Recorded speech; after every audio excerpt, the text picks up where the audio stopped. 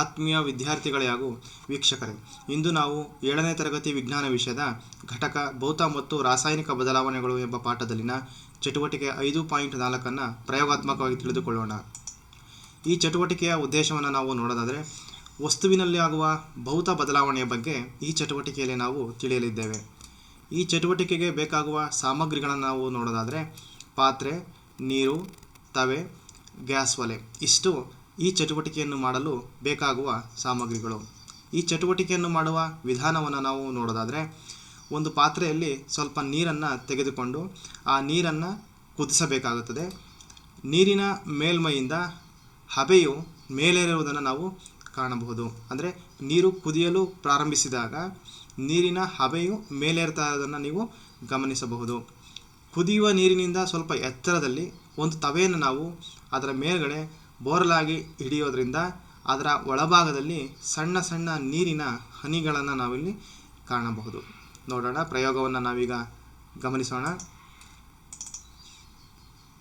ಈ ಪಾತ್ರೆಯಲ್ಲಿ ನಾವು ನೀರನ್ನು ತೆಗೆದುಕೊಂಡಿದ್ದೀವಿ. ಆ ನೀರನ್ನು ನಾವಿಲ್ಲಿ ಕಾಯಿಸ್ತಾ ಇದ್ದೀವಿ. ಇಲ್ಲಿ ನೀರು ಕುದಿಯಲು ಪ್ರಾರಂಭ ಆಗಿದೆ ಮತ್ತು ಇಲ್ಲಿ ಮೇಲ್ಭಾಗದಲ್ಲಿ ನಿಮಗೆ ಮಂಜಾದ ರೀತಿಯ ಒಂದು ರಚನೆ ನಿಮಗೆ ಕಾಣಿಸ್ತಾ ಇದೆ. ಇದು ನೀರಿನ ಹಬೆ. ಇಲ್ಲಿ ಮೇಲೆ ಇರ್ತಾ ಇರೋದು ನಿಮಗೆ ಕಾಣಿಸ್ತಾ ಇದೆ ನೀರಿನ ಹಬೆ. ಅಂದರೆ ಈ ಹಬೆ ಎಲ್ಲಿಂದ ಬಂತು ಅಂತಂದರೆ, ಈ ನೀರು ಹಬೆಯಾಗಿ ಪರಿವರ್ತನೆ ಆಗಿದೆ, ಅಂದರೆ ನೀರಾವಿಯಾಗಿ ಪರಿವರ್ತನೆ ಆಗಿದೆ. ಅಂದರೆ ಮೊದಲು ನೀರು ಇದ್ದಿದ್ದು ದ್ರವ ರೂಪದಲ್ಲಿ, ಇದೇ ನೀರು ನೀರಾವಿಯಾಗಿದೆ, ಅಂದರೆ ಹಬೆಯಾಗಿದೆ, ಅಂದರೆ ಅನಿಲ ರೂಪಕ್ಕೆ ಪರಿವರ್ತನೆ ಆಗಿದೆ.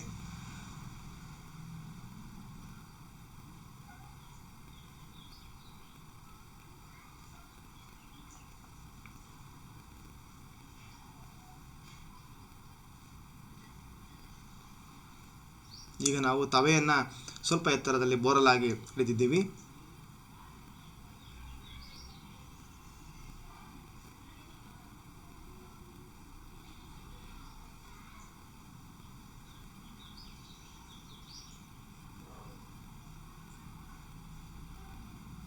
ನೀವಿಲ್ಲಿ ಗಮನಿಸಬಹುದು, ಇಲ್ಲಿ ನೀರಿನ ಹನಿಗಳು ಇಲ್ಲಿ ಅಂಟಿಕೊಂಡಿರೋದನ್ನು ನೀವಿಲ್ಲಿ ಕಾಣ್ತಾ ಇದ್ದೀರಾ. ಇಲ್ಲೆಲ್ಲ ನೀರಿನ ಹನಿಗಳು ನೀವಿಲ್ಲಿ ಗಮನಿಸಬಹುದು. ಮೊದಲು ದ್ರವರೂಪದಲ್ಲಿ ಇದ್ದಂಥ ನೀರನ್ನು ನಾವು ಕಾಯಿಸಿದಾಗ ಅದು ಕುದಿಯೋದಕ್ಕೆ ಪ್ರಾರಂಭ ಮಾಡಿ ನೀರಾವಿಯಾಗಿ, ಅಂದರೆ ಹಬೆಯಾಗಿ ಪರಿವರ್ತನೆ ಆಯಿತು. ಅಂದರೆ ದ್ರವ ರೂಪದಲ್ಲಿ ಇದ್ದಿದ್ದ ನೀರು ಅನಿಲ ರೂಪಕ್ಕೆ ಪರಿವರ್ತನೆ ಆಯಿತು. ತದನಂತರ ಅದರ ಮೇಲೆ ನಾವು ತವೆಯನ್ನು ಬೋರಲಾಗಿ ಹಿಡಿದಾಗ ಮತ್ತೆ ಅದು ಅನಿಲ ರೂಪದಲ್ಲಿ ಇರತಕ್ಕಂಥ ನೀರು ಹನಿ ಹನಿಯಾಗಿ ದ್ರವ ರೂಪಕ್ಕೆ ಪರಿವರ್ತನೆ ಆಗಿದೆ.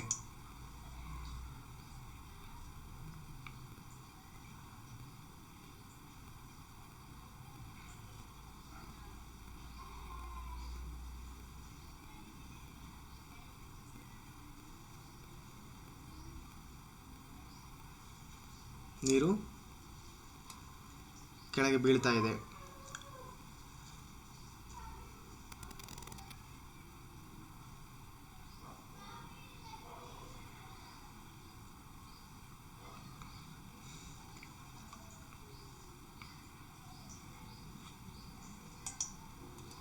ಫಲಿತಾಂಶವನ್ನು ನಾವು ನೋಡೋದಾದರೆ, ಇಲ್ಲಿ ನಾವು ಗಮನಿಸಬೇಕಾದ ಅಂಶ ನೀರಿನ ಸ್ಥಿತಿ ಮಾತ್ರ ಬದಲಾವಣೆಯಾಗಿದೆ. ಅಂದರೆ ಮೊದಲು ನೀರು ದ್ರವ ರೂಪದಲ್ಲಿ ಇತ್ತು, ತದನಂತರ ಅದನ್ನು ನಾವು ಬಿಸಿ ಮಾಡಿ ಕುದಿಯೋದಕ್ಕೆ ಪ್ರಾರಂಭ ಮಾಡಿದಾಗ ನೀರು ಅದು ನೀರಾವಿಯಾಗಿ ಪರಿವರ್ತನೆ ಆಯಿತು, ಅಂದರೆ ನೀರಿನ ಹಬೆ ಆಯಿತು. ಆ ಹಬೆಯ ಮೇಲ್ಗಡೆ ನಾವು ತವೆಯನ್ನು ಬೋರಲಾಗಿ ಹಿಡಿದಾಗ ಅದರ ಒಳಭಾಗದಲ್ಲಿ ನೀರಿನ ಹನಿಗಳನ್ನು ನಾವು ಗಮನಿಸಿದೆವು. ಅಂದರೆ ನೀರು ದ್ರವ ರೂಪದಿಂದ ಅನಿಲ ರೂಪಕ್ಕೆ ಪರಿವರ್ತನೆಯಾಗಿ ತದನಂತರ ಪುನಃ ದ್ರವ ರೂಪಕ್ಕೆ ಪರಿವರ್ತನೆ ಆಗಿದೆ. ಅಂದರೆ ಇಲ್ಲಿ ರಾಸಾಯನಿಕ ಗುಣದಲ್ಲಿ ಯಾವುದೇ ರೀತಿಯಾದಂಥ ಬದಲಾವಣೆ ಆಗಿಲ್ಲ. ಅಂದರೆ ರಾಸಾಯನಿಕ ಗುಣ ಅಂದರೆ ಮುಖ್ಯವಾಗಿ ನಮಗೆ ಹೊಸ ವಸ್ತು ಉತ್ಪತ್ತಿಯಾಗಬೇಕು. ಇಲ್ಲಿ ಎಲ್ಲೂ ಕೂಡ ಹೊಸ ವಸ್ತು ಬಂದಿಲ್ಲ. ಅಂದರೆ ಮೂಲ ಸ್ಥಿತಿಗೆ ಅದು ಮರಳಿ ಪಡೆದೆವು ನಾವು. ಅಂದರೆ ಮೊದಲು ನೀರಿತ್ತು, ಅದನಂತರ ನೀರಾವಿ ಆಯಿತು, ಪುನಃ ನೀರಾಯಿತು. ಅಂದರೆ ಮೂಲ ಸ್ಥಿತಿಗೆ ಬದಲಾದರೆ ಅದು ಭೌತ ಬದಲಾವಣೆ.